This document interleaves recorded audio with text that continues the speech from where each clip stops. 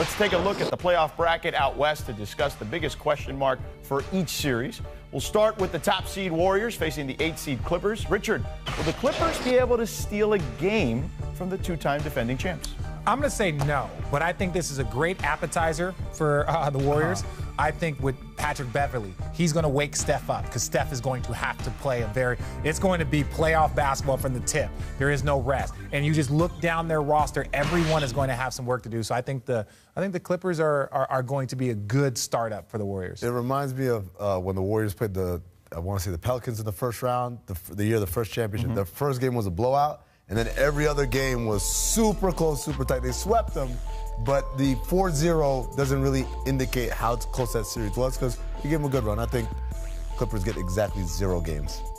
All right, I can't go with these guys. All right, there you go, Stan. The Clippers, 1 game. Okay, fair enough. But I do agree that they could be competitive games, even though it's a 4 or 5 game series. Yeah, and you look at it, you got Klay Thompson that's going to have to guard Lou, so Klay's defense is going to have to wake up early. Yeah. Like, no. You got a guy that has given you, I think they gave him a 50 ball last year, This man is not afraid of you. He's going to score. So you got Steph that's going to have to wake up early. You got Klay that's going to have to wake up early. So I think that just kind of gets the Warriors in that early playoff mode. Yeah, it's interesting to just kind of see how the Clippers have evolved here during the season, right? Oh, it's incredible. The job Doc's done this year.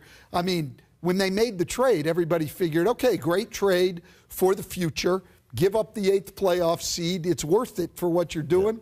They got better. No doubt about it. All right, let's move on to the 4-5 matchup between the Rockets and the Jazz.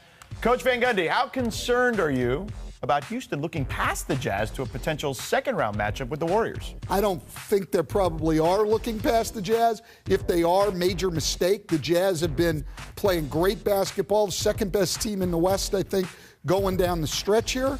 And look, the Jazz, we know they're great defensively, but their offense has come on lately.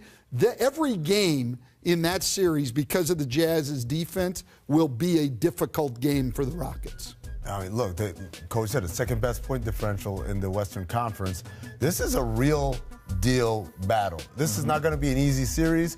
And the only thing that gives me confidence, I guess, that the Rockets will get it done sooner rather than later is that Utah's dealing with injuries. They're really banged up, and I don't know if they're healthy enough to give it their best against this. Yeah, and you can't look past them. You look at what they did to OKC last year.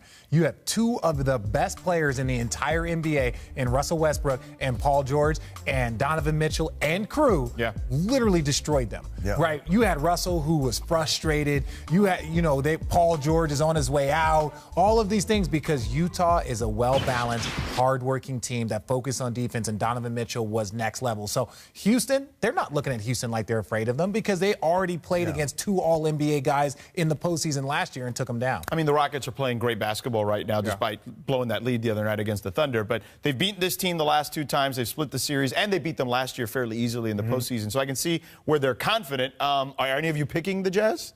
Oh, no. If the Jazz were totally healthy, as Amin said, I would be tempted to do that because I think we think of the Jazz, 2 all-star level talents in Donovan Mitchell and Rudy Gobert. But Joe Ingles is a hell of a player. Yeah. He's a good wild card. He can shoot the ball and he can make plays and he defends. Defends very well. If they were totally healthy, I'd be tempted. But the fact that they're not, I'll still take the Rockets. But I think it's going to be tough. In fact, I think it's going to go 7 games. All right, Player away.